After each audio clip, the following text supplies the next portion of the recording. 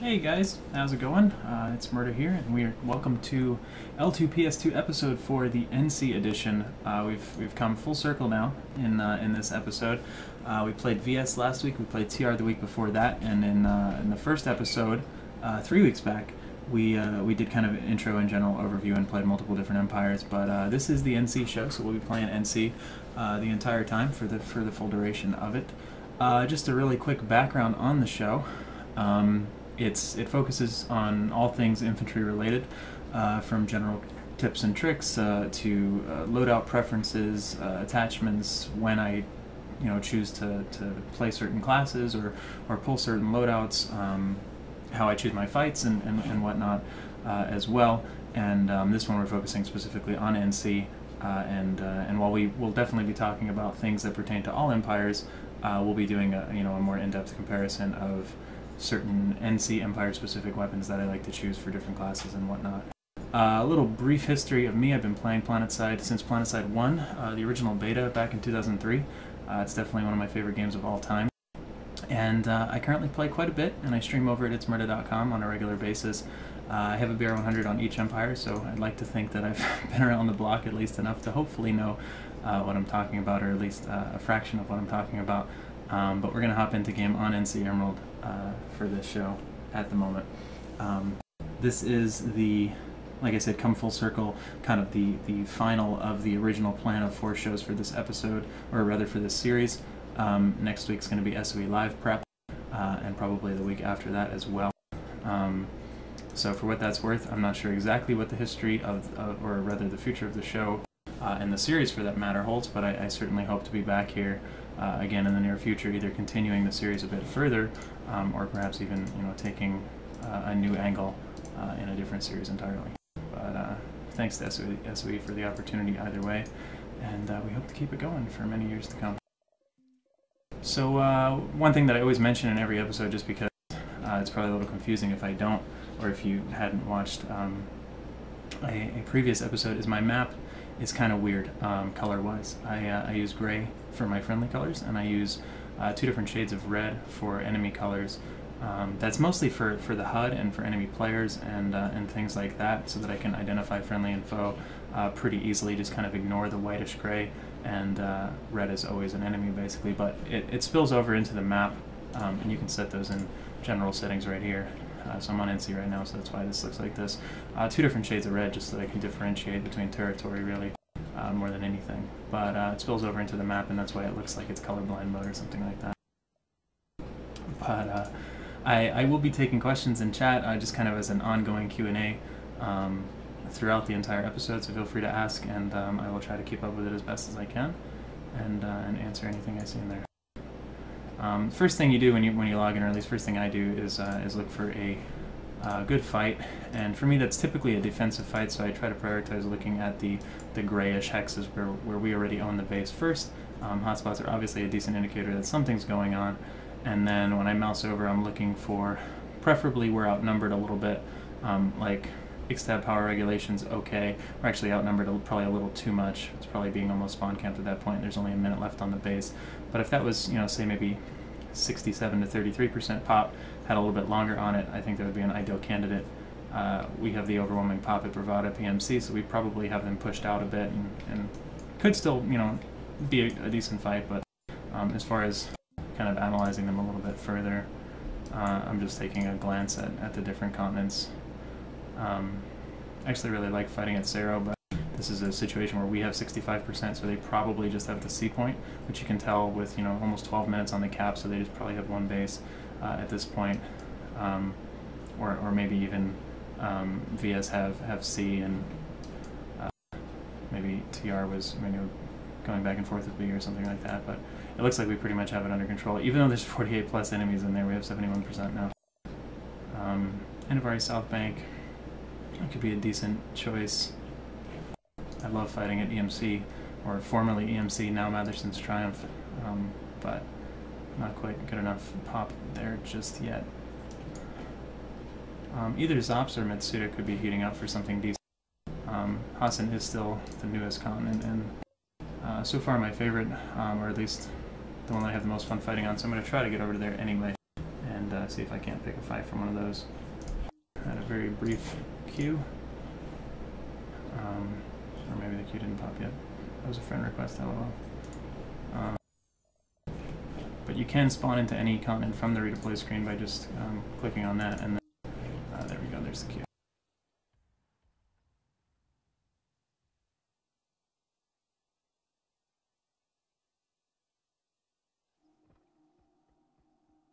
Alrighty, I, for the most part, end up playing solo a lot of the times. I think you can still be really effective.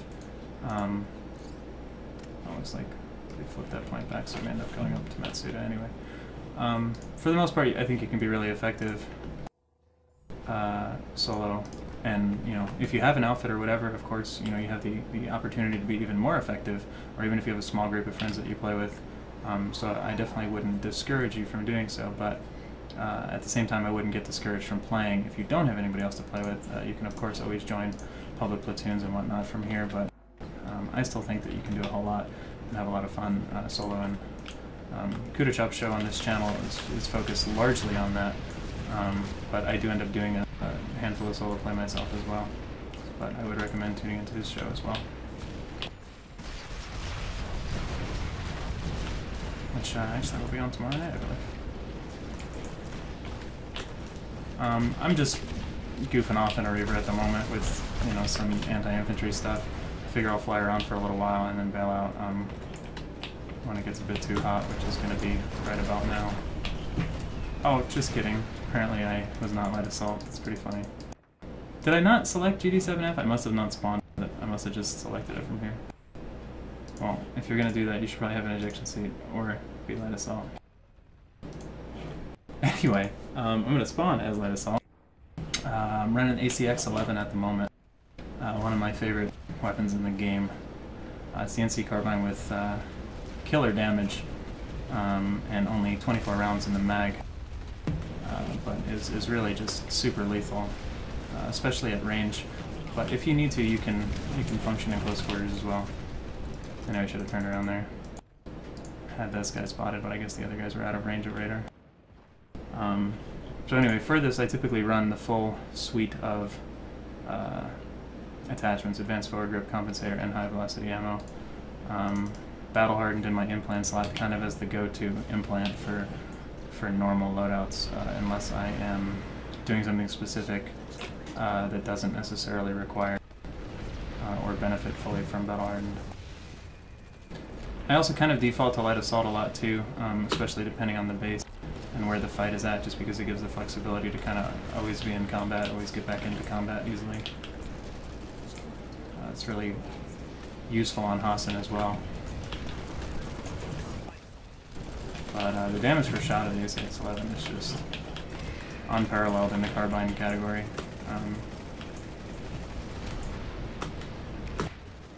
So it's a bit of a beast. I'm running the full long range setup of attachments on it, but you could totally get away with using like dropping the compensator and even grabbing a laser sight if you were so inclined. It's not going to have great hip fire like a GD7F would, but it's going to be doable since it's a carbine. Even just dropping the compensator can give you slightly better hip fire, but as you can see, fire's not so great. I should have just ADS that guy. But you can totally get away with dropping compensator. I can even show, since I was just talking about it, running it kind of the opposite. As you can see, the cone of fire for hip fire is not bad. It's not great, but it's not bad. If I would have had this loadout, I probably would have killed that guy, so for what it's worth, it's probably a good example. You're going to have a little bit more trouble with the... Nice shot. You're going to have a little bit more trouble with the recoil at longer ranges when you're aiming down sights. But nonetheless, it's something you can kind of play into depending on the type of situation you think you're at. If, for instance, we're... I was going to say some guy trying to C4, did he just kill himself? If you're in a situation where you're almost, never within 20 meters of the enemy, kind of just have a good vantage point that you're shooting down on them at, then it's totally fine to run the compensator forward grip setup. But we're in a situation like we are at the moment, where we're also engaging with them in pretty close quarters combat, might be worth that. Considerably more accurate hipfire right there.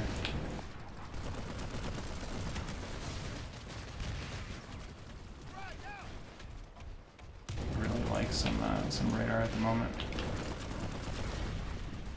These guys are both pretty injured. Just got res, the other one was lit.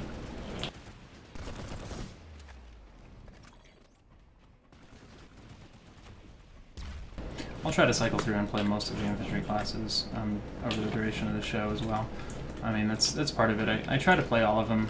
I end up playing like the support classes like medic and engineer less when I'm playing solo, just because I don't have somebody like in my squad at all times that's in need of ammo or heals or revives.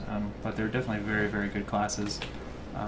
Whether you end up playing them solo and you're just supporting other people in your empire, or in a public platoon, or whether you play with an outfit. But for the style that I'm showing at the moment, it's usually light assault, heavy assault, infiltrator that I end up running most of the time to maximize cert gain and enjoyment, for what that's worth. Kind of fun, right? And be able to adapt to the different types of situations fairly well.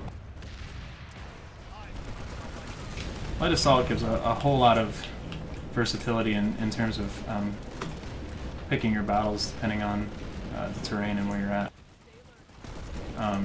in ways that even infiltrators don't. I find infill is mostly useful for situations where like there's a lot of vehicles and stuff like that, and if you weren't able to cloak, you would just get pelted by tank shells and whatnot constantly, and they kind of get you behind enemy lines a little bit, and then you can find your infantry fights.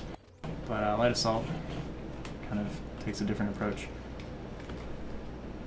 In terms of that. Well, that Sunderer was, I guess, their only big spawn point, so you can kind of see pretty easily when the fight goes to crap, or when the enemies don't have any more spawns, and then just double check the map to verify and look at the pops, and then hit your readability key. I am not Athonic. Sorry, bro. Sorry to disappoint. Zots, I mean, Biolab defenses can be either very stale or very, very efficient. I don't think it's quite there yet. We kind of have the 60-40 pop on them at the moment, so I'm just going to check out some of the other fights. Lost Ravine, if we happen to have some good Sunder replacement, that could be pretty fun, even though it's attacking. There's the EMC fight, which I will maybe check out, although it might be super zerged.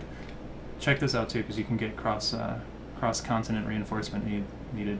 Did I just click on it when it was too late? Because I'm sitting there talking about it. It's pretty funny.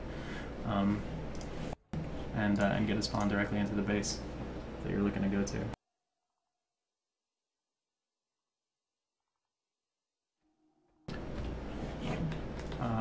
PS2 on PS4 is definitely still planned for this year, but a specific date is not announced yet. One of the other things that I do pretty often, wow, I'm surprised I don't have resources. I guess I was goofing around pulling libs and ravers earlier. I doubt I'm going to get a redeploy into it, but I'll try anyway. Especially since we have more pop now. But yeah, one of the other things I do like that is when I go to a new continent, or when I'm looking for a new fight, I'll just hit my instant action button to see where it wants to take me. About half the time maybe it actually is where I want to go, half the time it's not, and you can just cancel it. You can see right up here. In this case I'll go to Jaeger's Fist just because I don't actually have a spawn close to that. And then maybe I'll see where I can respawn afterward. I don't really know that we have much friendly support attacking this base though.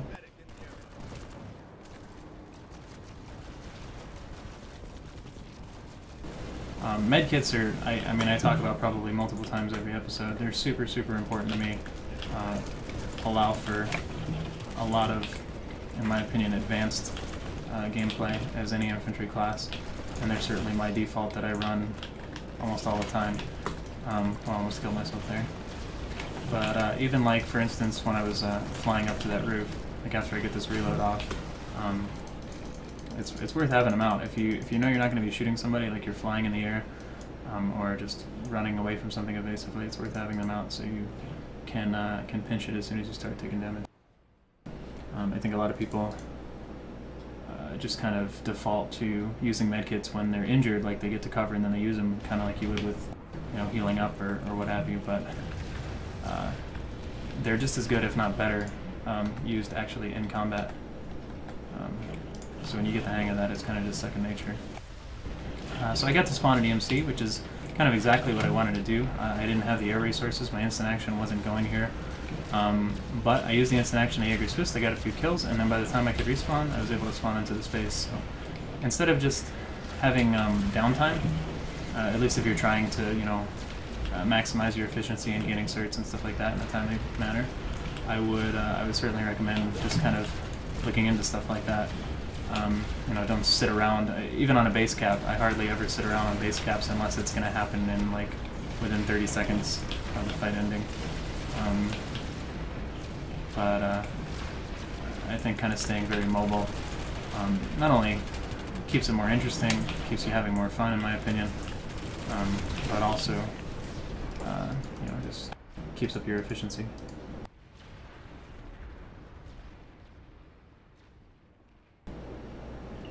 Oh, when I was saying EMC.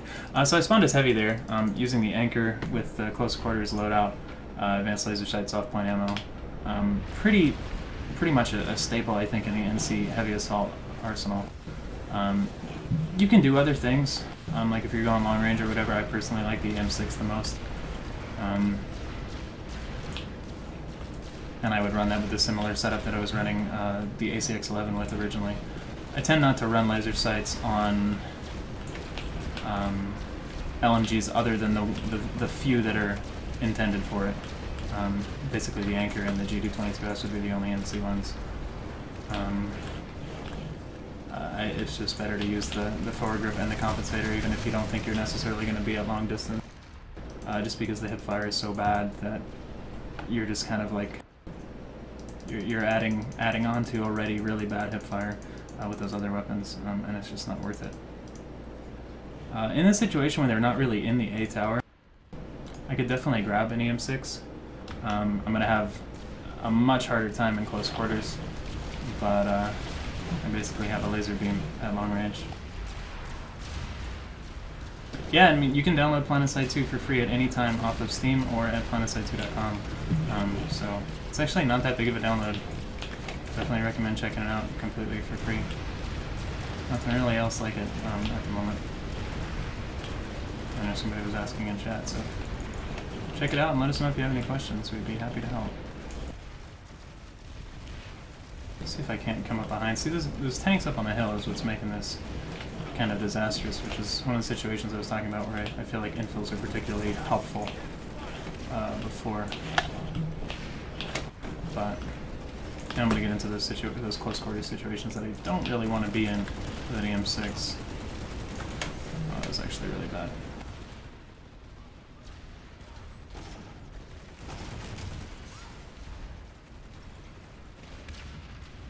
I don't kill enemy turrets most of the time. It's like nominal EXP, and you can use them as cover when needed. Like that AI turret, engineer turret that was just sitting there. And they actually turn out to be really good cover whenever you need to. Rocket. Cool.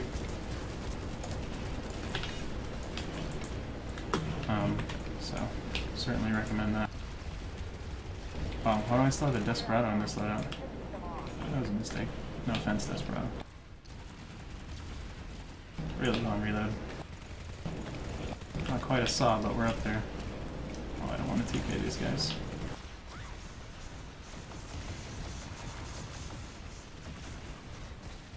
How's it going, Zeth?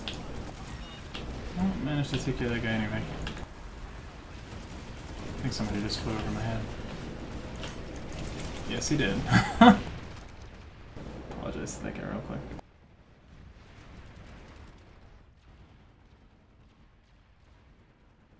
So, a situation like that, I'd go back to the anchor, personally.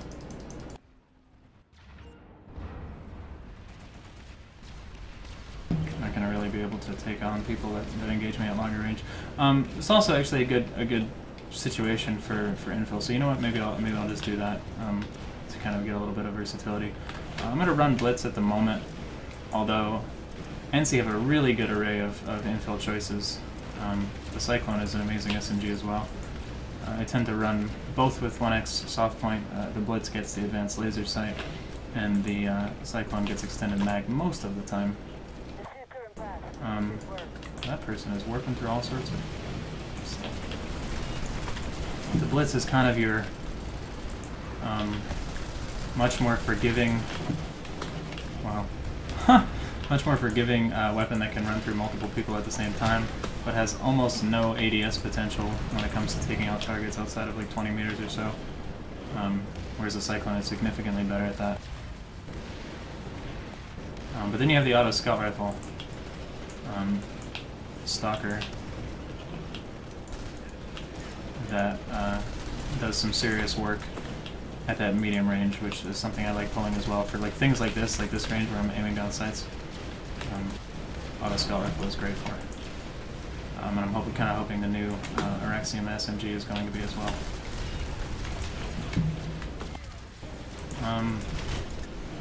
I end up almost always running Nanoweave, Hunter Cloak, Sensor Dart, medkits, and regular frag grenades.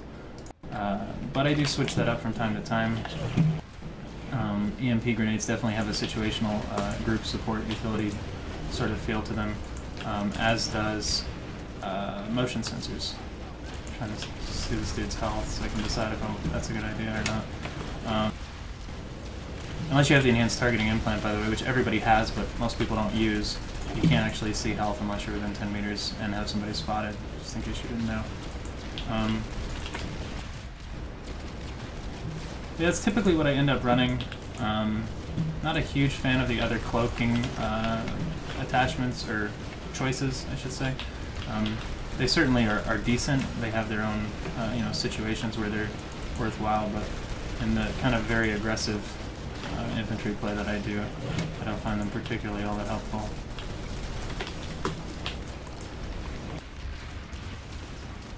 But yeah, the motion sensors or motion spotters are really, really powerful in the type of a situation where you're playing with your squad or your outfit, and you're kind of up close and personal. And maybe defending an A point or a B point, or one of the points at a base. Using the default mag shot right now, just the golden version of it. Speaking of which, we have some codes for those that I can turn on momentarily. Since I'm using a pistol, I tend to only ADS pistols at maybe that range or further. I just kind of throw a laser sight on and go for the hip fire. I don't know if it's going back to CS days or what, but that's just how I prefer to be accurate with pistols. Especially if you're using like a revolver or something like that. The visual kick on them when you're ADSing is so much so that it's very easy to lose sight of your target.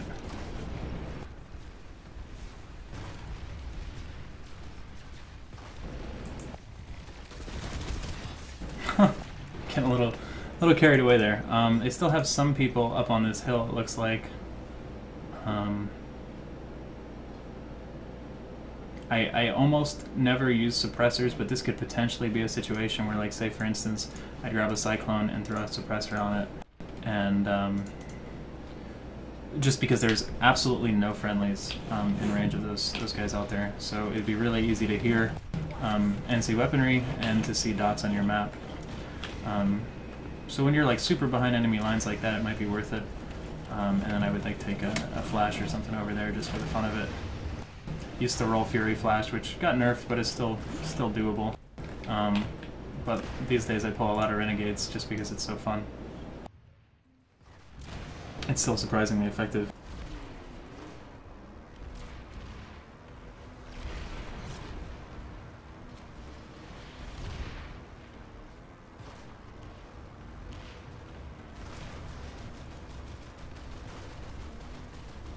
Wow.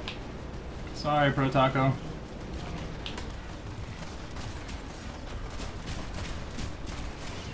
Oh my god. Well then. I guess I should have shot a dart first. That would have probably been a wiser thing to do. Saw all of these guys ahead and none of the guys spawning back there. So this is interesting. I see a Sunder like that. I mean, honestly, at this point, I could probably leave this base and find something potentially better, or at least it's worth checking the map to see if there is anything that is. But given the spawn of the Sunder, or rather the placement of the Sunder, I figured I'd grab another light assault loadout and see if I can't pick anybody off from the side while they're caught up with everybody else down there. Wish we had a little bit better radar coverage from our friendlies, but unless I want to grab a crossbow for very limited coverage myself, can't really complain if I'm not contributing too much. Oh, I'm sliding down the hill and I don't want to be. There's that in-combat medkit to save myself, though. Just kind of needs to be reflex to go to that, otherwise I definitely would have been dead. I don't really want to be have my full body exposed to that Sunder. I spoke about that a bit on the last episode, but when you're peeking on enemies, especially when there's a lot of them, in situations like this where you can use this cover between you and your enemies to your advantage, you definitely want to peek just enough for you to see whatever it is that you shoot at, and not just run up to the edge and expose your whole body, because you're going to get shot at. And they're going to have a lot easier time shooting you than if as little as possible if you was exposed. I mean, I know that's common sense, but if you're not used to doing it, it probably requires a little bit of thought going into it when you approach situations like that. So the Sunder is even further away, and I have almost no ammo. Don't see any ammo nearby. Another thing that I recommend often, but I run into so many situations where I use it, so I always recommend it, is to rebind or get used to the binds for your minimap, both enlarging it like this. Sometimes you can just play with it enlarged. Some people choose to do that, and that's totally fine, as well as zooming it in and out. And I use a button right next to my movement keys for enlarging it. I use W since I move with the SDF instead of WASD, and I use my scroll wheel, much like my map scroll wheel, for zooming in and out of it, which I find pretty handy for being aware of your surroundings, which is super important. I'm going to try to do something really stupid here and grab a couple of magazines from that enemy ammo box, since there still aren't any friendly ones dropped. I'm always on the lookout for this red ammo sign to see if I can pinch any from them. I managed to, but everybody died in the process, so time to hit the redeploy key again. Yeah, directives and resource revamp and spawn improvements and tank, bulldog, heavy assault rocket launcher adjustments, all that stuff is coming in tomorrow's patch. Probably the most anticipated patch for me, at least as a player, that I've been looking forward to more than any other patch so far, so I'm super excited about that. And I'll definitely be streaming it a lot on my channel this week until I leave for SOE Live. So if you're interested in that, I'm going to be chasing directives like a lunatic, most likely for a while.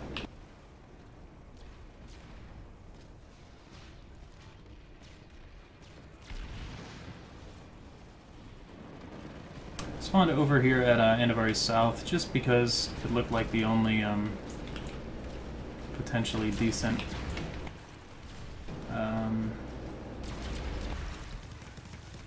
option. At least on ItZMuR. I probably should have checked the other continents, but here I am.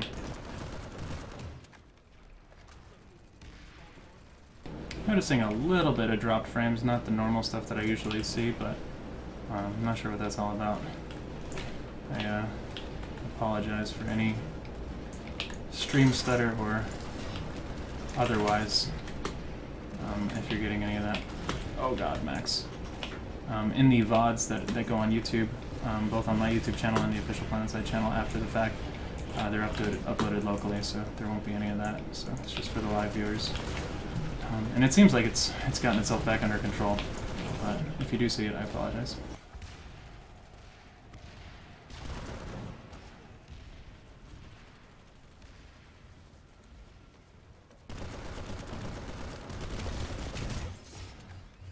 Yikes. That was kind of dumb. I attacked him pretty carelessly, but the power of the ACX-11 did so much damage even through his heavy assault shield.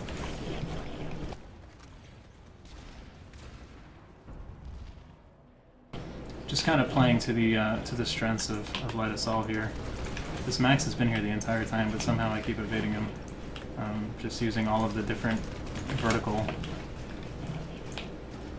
platforms that I have to my advantage, jumping down, flying up whenever I need to try to both avoid the Max and avoid these vehicles, while continuing to kill the infantry that come through.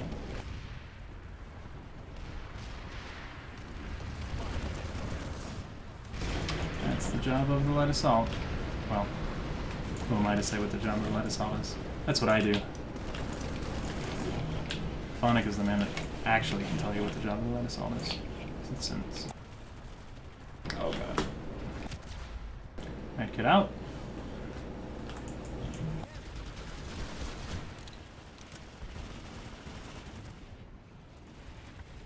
There is some ammo up here, so I'm gonna go grab it.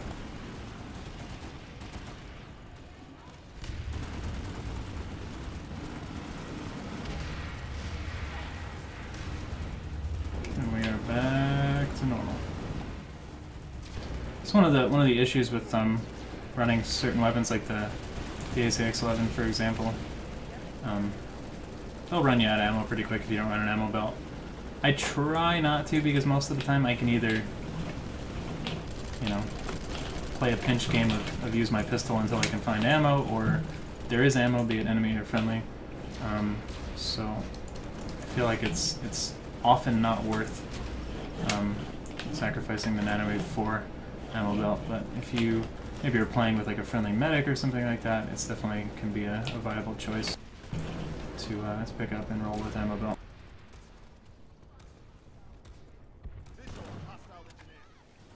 I'm gonna give in here and actually follow these guys in foot circle a little bit towards their spawn. Another example of like killing somebody at that range with this gun, just not something that like a GD7F or something else like that could do with any sort of ease. And you have so much more flexibility, even using a 1x scope, which is what I always use. There's like the sniper out there and you just can drop people so fast.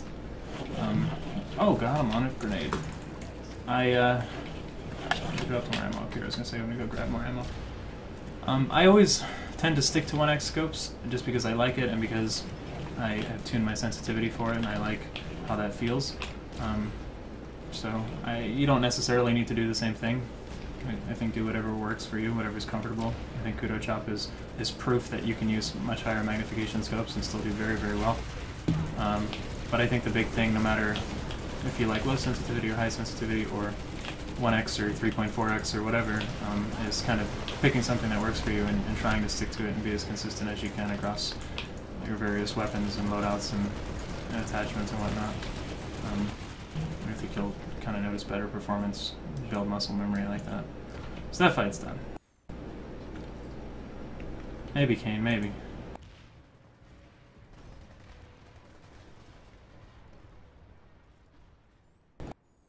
Seiro, it doesn't look like I want to do that just yet. Any tower we're taking. NC Arsenal could be good, but there's only 2.5 minutes on it. Same with Sungray and 3. Sungray's probably pretty camped too. Matsuda could actually work. I think I'm going to try to head over there.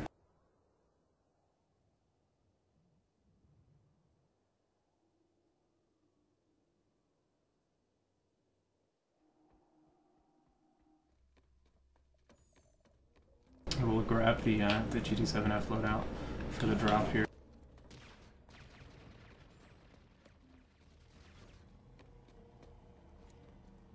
You'll notice a much tighter cone of fire for the hip fire on this, but it's extremely difficult to take down targets at a considerable range.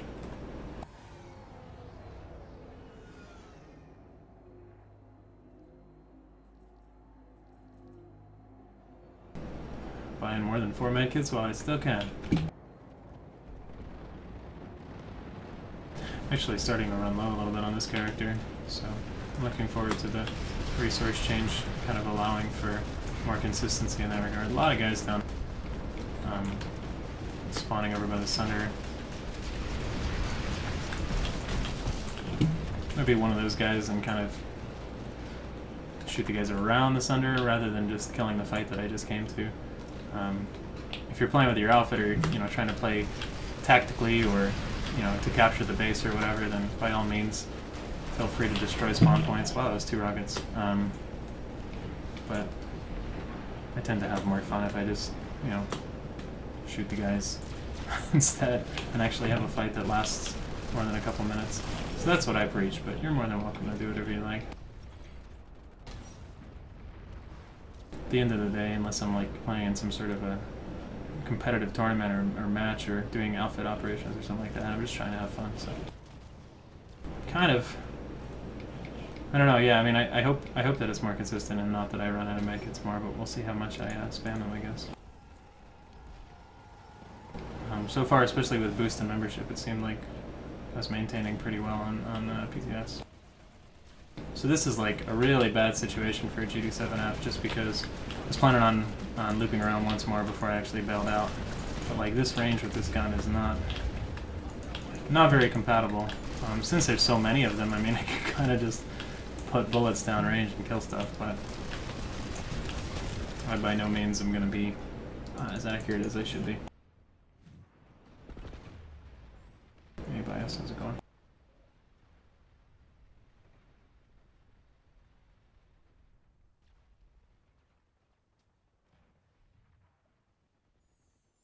So they are still out there. I could potentially pull your shotgun shotgun flash at the moment, although I'm probably just going to get rolled over. Chances are when you try to attack Sunders with it, rather than like people who are just kind of trailing in, you die really fast. Wow, I'm so surprised that I did not kill that guy. Did he turn around? I don't think so. This is so bad. Yet, pretty good comic relief, and somewhat effective depending on how lucky you get, or otherwise. Uh-oh.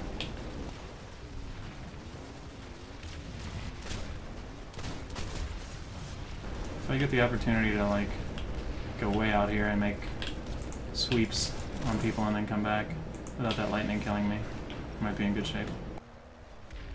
I am using, for what it's worth, the S12 Renegade, the shotgun for the flash at the moment, with night vision and extended mags.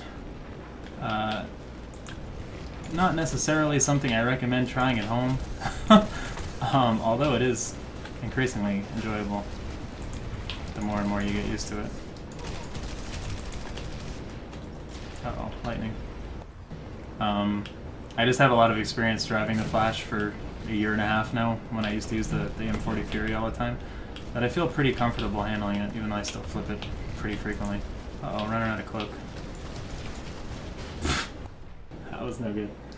But, nonetheless, it's always a good time, even if I die after one kill or I kill 15 people. We can do it again if you want. I know it's not really infantry, but boy is it fun. The idea normally is to hop off, medkit, cloak, and then actually be able to kill some more people too, not to just take a rocket in the face.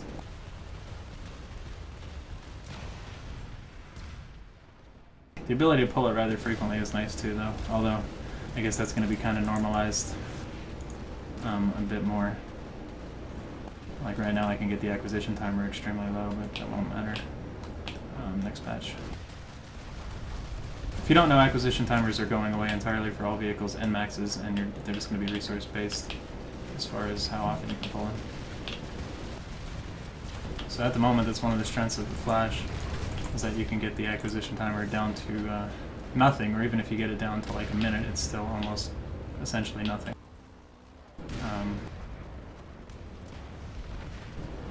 They do a number on maxes, but you don't necessarily want to just open up on a max either. Sunder is down, so that's bad news bears. Uh-oh.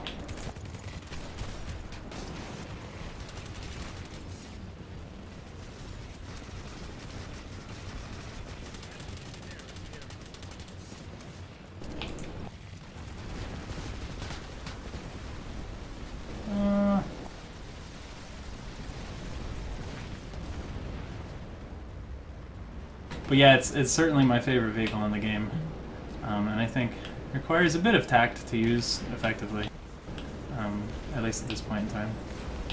Oh, this poor guy. Say that and then he's gonna like own me. Alright, there we go.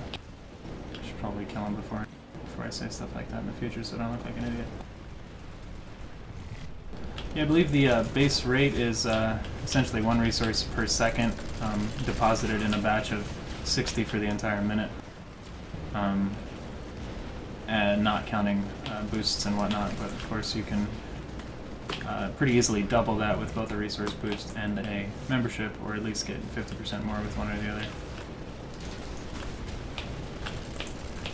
Oh dear, stop it! I don't want to run you over. So instead of just farming the Sunder, as appealing as it may be, I don't know if there's a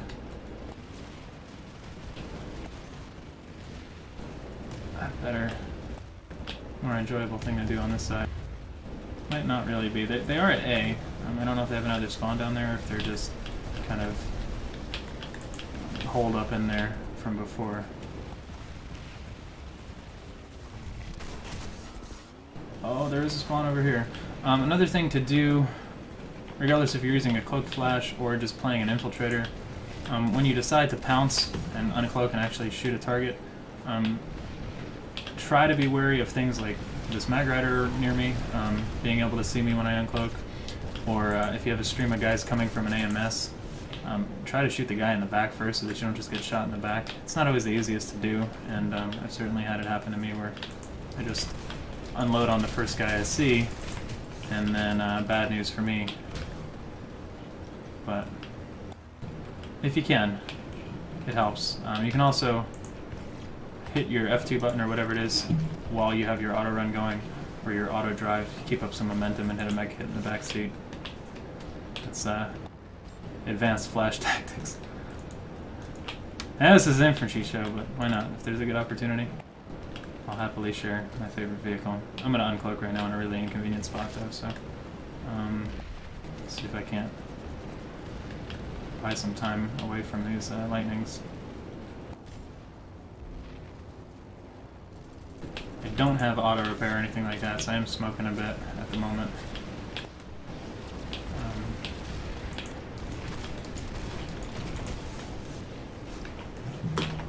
Handbrake is really good, although, wow, that kind of launched me forward. That was awesome.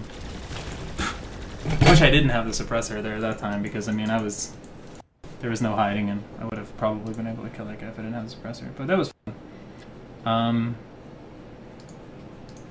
I don't know what I want to do at this point.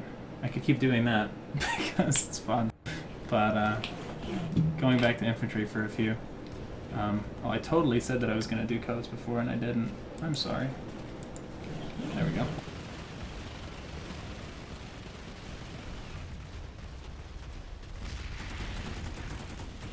Oh, he must be just out of range.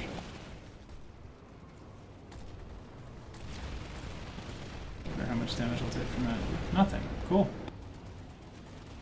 Alright, so I'm back heavy with the EM6 again, just because I feel like it's a sustainable class for this type of a situation where you're kind of posted up near friendlies. You can retreat to cover pretty easily. You usually can get revived or healed or ammo resupplied. And you're pretty effective shooting downrange for longer range as well.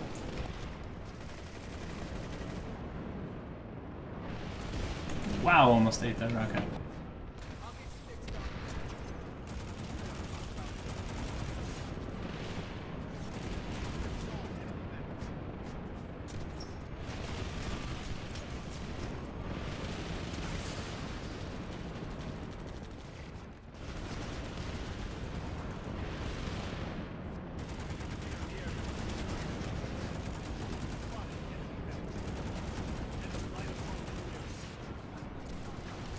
Definitely want to Q spot your enemies in situations like this, especially fighting, you know, VS or whatever on Hassan at this range to better track them.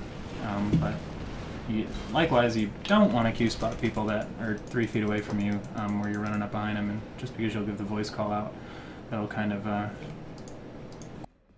spook them a bit.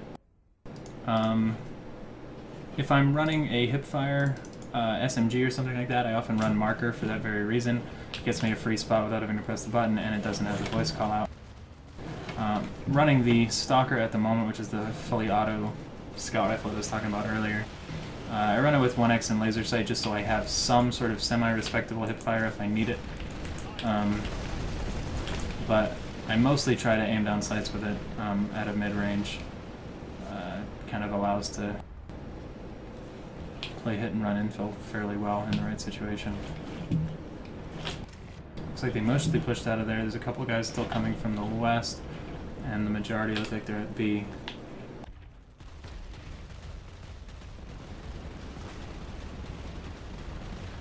Do I like the resource changes coming up? Yeah, I mean, I definitely think they're an improvement over the current system in terms of complexity and whatnot, or simplicity depending on how you look at it. I think they just make more sense for the most part, but at the same time it's kind of phase 1 implementation, so the system's going to grow over time. The stuff that I really like most about it is probably coming at later phases, such as the additional objective-based gameplay and influence that players and outfits can have on the system. But I think the phase 1 implementation of it is setting groundwork for something that makes a lot more sense as a game system. So definitely. As to whether or not, how much it's going to impact me as primarily an infantry player that doesn't pull many maxes or vehicles, I'm not too sure yet. I'm assuming, especially with boosts and membership, that I'm going to have a fairly easy time just keeping up medkits with it. I don't know if I'm going to get frustrated because it seems like everybody else can pull a lot of vehicles and maxes, or not. We'll see, but I imagine that stuff will be tuned over time depending on what SOE sees as a result of it as well. There's somebody down here. There you go. Smoke. I decided to stealth there because this guy was running up on me. Thankfully he had a shotgun and some trouble aiming it. You saw there when I re-stealthed right before I engaged the guy with the shotgun, I kind of was running this way and then I stealthed and juked back the complete opposite direction. Not that it always works, especially if you're fighting somebody who doesn't have much difficulty seeing you, but changing that direction upon stealthing, I think, certainly helps the whole vanishing illusion a little bit, making it harder for people to track you. AV turret, nice. So this could be another comical renegade flash moment, or it could just end miserably. But we can try it again and maybe hop off with the stalker once we're out there, or maybe even the blitz might be better given the situation. I'm not going to have the long range capability, but I'll be able to take out a couple guys if I need to. We've successfully defended the facility. The whole 7-day boost thing is actually interesting. I think the way that the codes were made, at least these ones and other ones that have been given out as promo codes, you don't seem to be able to redeem multiple ones on the same account, because I ran into that issue a while back as well. Which is probably fair for what that's worth. It's everyone having a shot at it.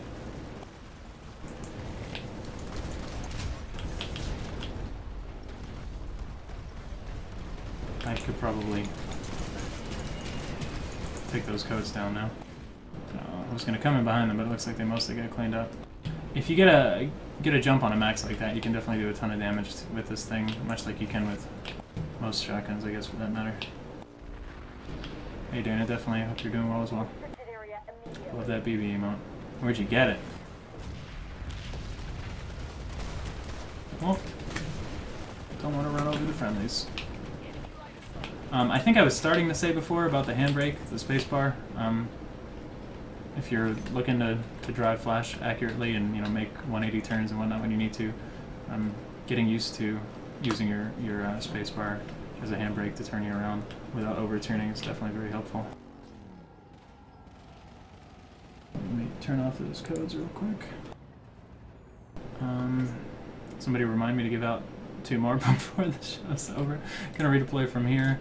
Just taking a look at Amarish and ItZMuRdA while I am. The very south bank's gonna be lost. Haven Outpost. Again, I guess a lot of my gameplay and the decisions I make just boils down to like a very go, go, go, don't waste time sort of attitude. Not always. Sometimes I'm just laid back, having fun. But if you want to be efficient with score or certs or kills per minute or anything like that, I think it really just boils down to kind of cutting out excess time if you can, redeploying while you're looking for other fights on another map or something like that. But that's only if you want to, right? That's a personal choice as far as how you want to play the game. Haven Outpost could be alright. They probably have a little bit of a field fight going on here, especially if you look at adjacent hexes like Manny Tower. There's not a fight there, but you can see 12 to 24 TR there, so they might actually just be like at a sunder or something right there. It could work for the time being, just because I didn't see something particularly better just yet, at least as far as the defensive goes. Sungray Overwatch, same deal. A lot of guys at Sungray, they're going to be pushing over to there. That could be good, and you know, momentarily. Try this first. If I don't like it, hop back over to Sungray Overwatch. Another thing, I guess, to add to that point, don't be afraid to pop around different continents fairly frequently or fairly often if you want to. At least at the moment, it's fairly easy to do that, which I don't necessarily think is a bad thing. It looks like that fight is kind of already gone downhill. You can see the pop shifted over to here. So there's most likely a Sunder there, might be dead now. I'm gonna just hop back over to Sungray while I'm at it, and let's see what that looks like.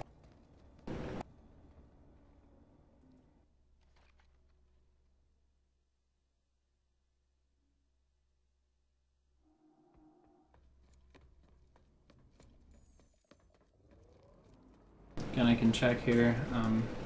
The instant action is actually Sungray.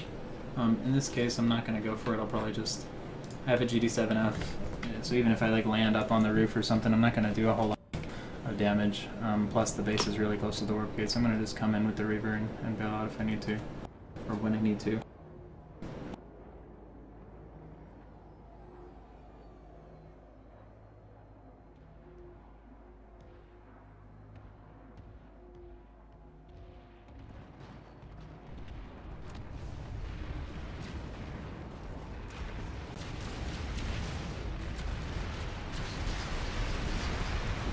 Yikes. I'm gonna be lucky if I even get one more volley of anything. Well, I got some kills, but I pressed my bail key a second too late. So that's interesting. There's a whole ton of people up there. I'm not really sure what that tells me. I think I'll grab Stalker loadout and just kind of investigate a little bit.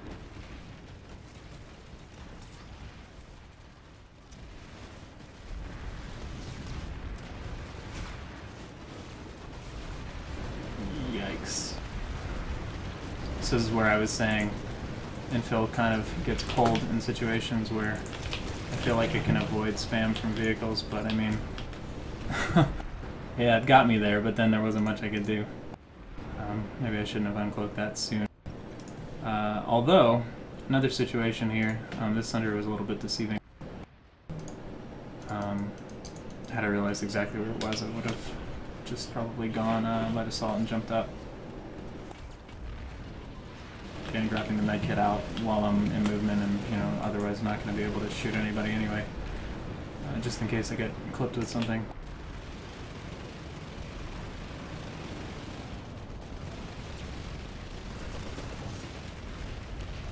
Running the ACX-11 again. I do still have it with that laser sight loadout, more or less, as you can tell, even though that guy's head was only exposed.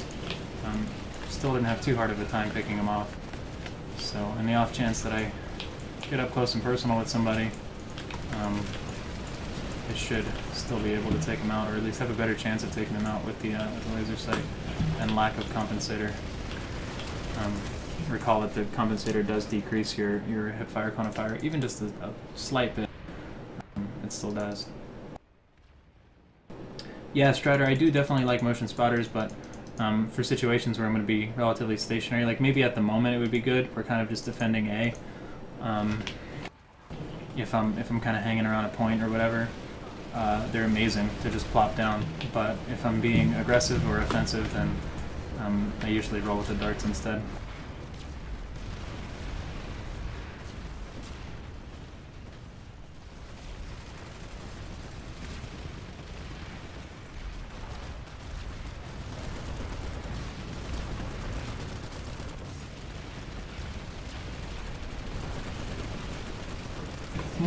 More just light assault, general thought process, ideology, whatever you want to call it, trying to find angles that people aren't expecting attacks from because they have these, you know, invisible front lines that are set here and wherever, and you know, just kind of try to manipulate that a little bit.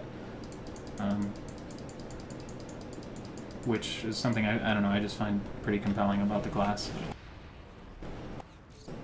Not really like, oh, shoot him in the back type of crap, but just the ability to utilize, you know, a whole different...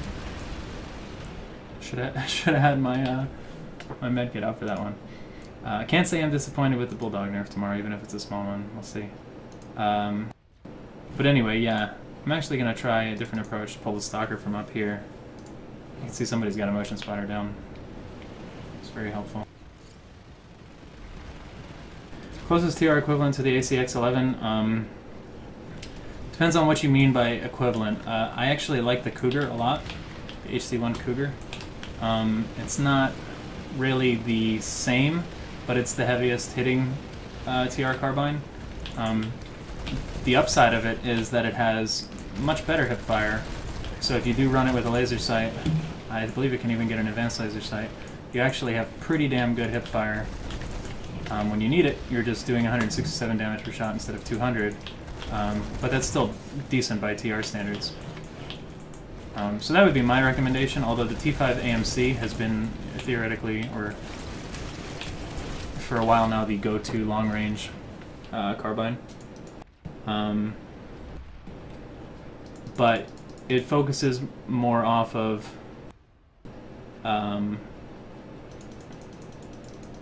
something different than like the Pulsar C or the ACX-11 in terms of not being super heavy damage, but rather higher rate of fire, greater magazine size, so on and so forth. It's still a really good long-range weapon for a TR carbine, but I personally like the Cougar a little bit more for filling a similar role. Kind of doing something similar with the Stalker, like I was talking about, for infill. Has great potential for picking things off, and you want to kind of play it to. You can play it pretty offensively, but you want to play it to your advantage. If you have some nearby cover, like you know these rocks and whatnot at the moment, or this thing right here that I can duck behind, because you're still pretty fragile as an infiltrator. But this thing, I totally saw that and still smashed forward, but. Nonetheless is pretty pinpoint accurate, very, very good for an ADS weapon for infiltrator. Speaking of codes, there we go. That's a different set. Really, really surprised how fast the hour goes with this. I know I say that all the time, but it's true. So anyway, as far as other official streams and whatnot, I don't know 100% the plan yet. I know originally I believe these were going to be 4-episode series. I will certainly clarify when I know more, which would mean that this week would be the last week of Player Direct episodes for now. That makes sense because SOE Live is going to be next week and even spill over into the following week in terms of like Monday and whatnot. But I know myself, I'll be traveling to SOE Live and traveling back from SOE Live the next 2 Mondays. But we'll certainly still try to stream whenever I can, whether it's remotely or, of course, once I return home. And I'm hoping that between SOE and all of the players here that have been doing the Player Direct streams, that even if this kind of 4-episode series is up, we'll either bring it back after SOE Live or delve into some different topics and different episodes and different series, because it's been a lot of fun. And as I said at the start of the show, I really do appreciate it. I want to thank SOE again for the great opportunity, and I hope to keep it up, whether it's L2PS2 episode 5 or something new entirely in a couple of weeks. And not just me, everybody that's been doing it has, it's been really enjoyable watching them and whatnot, so I hope to maintain that going into the future. There are still other shows going on this week. I know the schedule is posted a lot of places, but if you don't know or whatever, I believe it's generally, a general idea, might be a little bit out of date, just posted down below the stream if you scroll down. But if you don't know, feel free to ask. I can pretty much tell you whenever the other shows are on, but those are still happening, at least tomorrow, I believe, since I know it would be Kudo's 4th show as well. I totally recloaked myself like an idiot. I'm not sure if any of the Wednesday through Friday shows are continuing beyond or not, since they started a week prior to the Monday, Tuesday shows. But one way or another, it's been a ton of fun, and really grateful for it, and hope to continue it in the future. But in the meantime, I try to stream most nights out of the week over at ItZMuRdA.com too. So my stream is often very much like this, same type of gameplay. I try to read all the chat, answer questions and whatnot, so you're more than welcome to join me over there if you enjoyed yourself, and I hope you did. Yeah, I'm using the AF-18 Stalker again. It's the fully automatic scout rifle. The equivalent on TR is the SOAS-20, and on VS is the Artemis. But if I missed any questions or whatever, like I said, feel free to pop by my stream or ask me on Twitter or whatever. I'm always happy to answer and help out. That's really great to hear, Maggie. Thanks, man. I appreciate that. Or woman. But that's great to hear. My pleasure. Anyway, that about wraps us up. Had a lot of fun hanging out with you guys, and I have, like I've been saying, have had a lot of fun over the past month, and I'm looking forward to what the future has in store for all of this. So thanks again, everybody. SOE Live is 10 days from now. It starts August 14th through 17th, Planet Hollywood in Las Vegas. There's still time to buy tickets or even show up if you're in the area, so I hope to see a lot of you guys there. I will be there with Shandara and with a lot of the Future Crew guys and whoever else is coming out, and we're hoping to have a lot of fun, so hopefully I will see you guys there if you're coming. You definitely should, and over on my stream as well as here as well. So thanks again so much, guys. Have a great night. Thanks for tuning in, and we'll see you from SOE Live. Take care.